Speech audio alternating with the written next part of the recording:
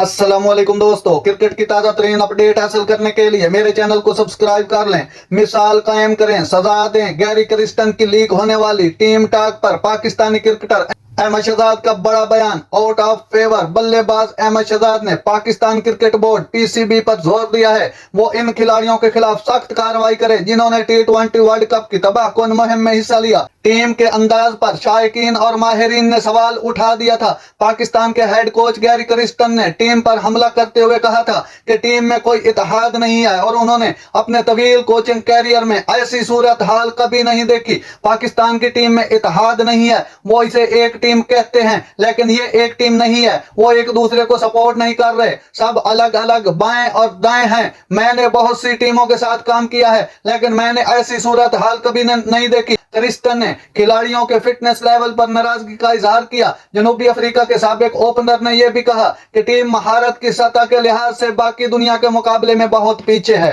Kristen के remarks पर रद्द अमल देते हुए शहजाद ने कहा, पाकिस्तानी टीम के अंदर ग्रुप बंदी का शिकार है। उन्होंने पीसीबी के खिलाड़ियों के मौजूदा ग्रुप के खिलाफ क्रैकडाउन का भी मुतालबा किया। नाजरीन, ऐसी बर वक्त खबरें सुनने के लिए मेरे चैनल को सब्सक्राइब कर लें। अल्लाह हाफिज।